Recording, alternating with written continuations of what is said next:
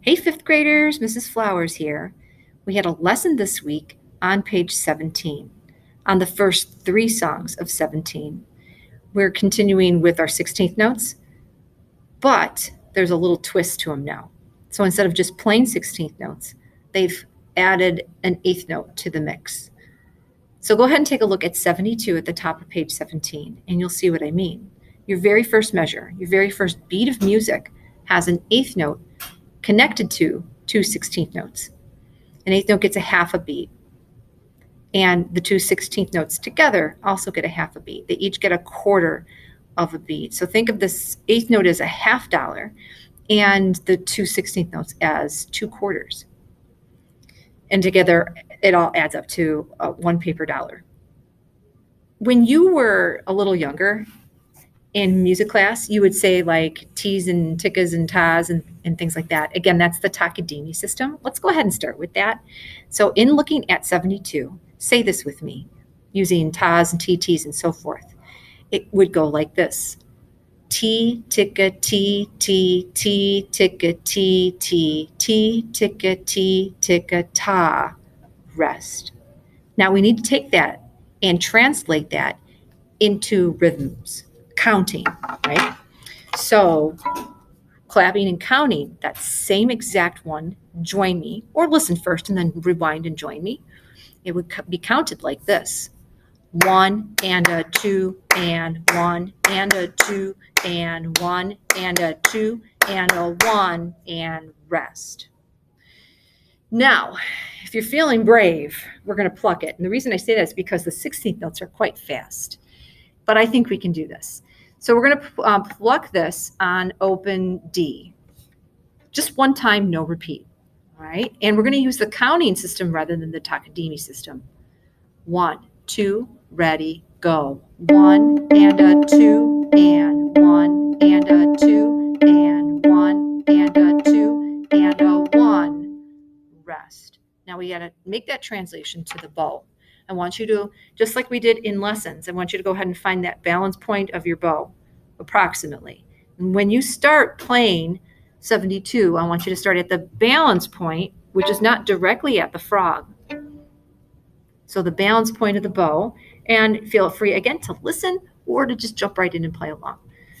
72, 1, 2, ready, go. 1 and a 2 and 1 and a 2 and 1 and a 2 and a 1. Take the repeat. Go. 1 and a 2 and 1 and a 2 and 1 and a 2 and a 1. Done. Now we're going to take that rhythm and we're going to apply it to 73, Blueberry Pie. I do see a bow lift and a repeat sign on this one as well, so let's go ahead and play the song twice. Again, feel free to listen for the first time if you want to hear how it's played, and then rewind it and then jump back in and play it with me in the video. So here we go. 1 and a 2 and ready and a go now. 1 and a 2 and 1 and a 2 and 1 and a 2 and a 1. Lift, set. 1 and a 2 and 1 and a 2 and 1 and a 2 and a 1. Done. And lift the bow gently when you're finished. And then lastly, you have one more this week for homework, and that is 74. And rhythmically, it matches again. It's 1 and a 2 and 1 and a 2 and so forth. There are some differences, though.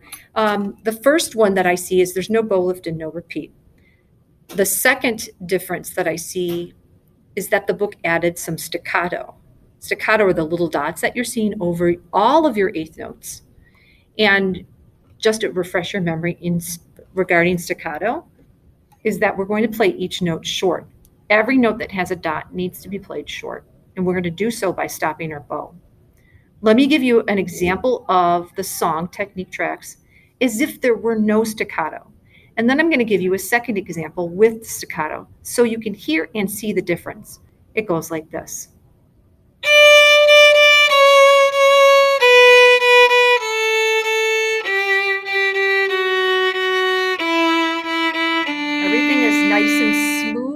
connected.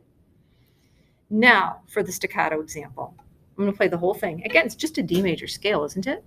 1, 2, staccato, go. Look how I stop my bow.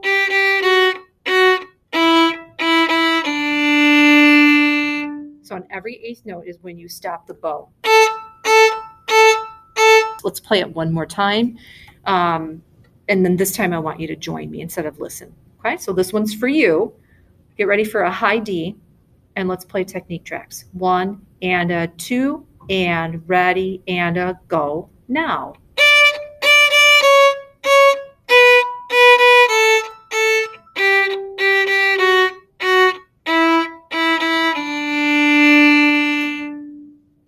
Good.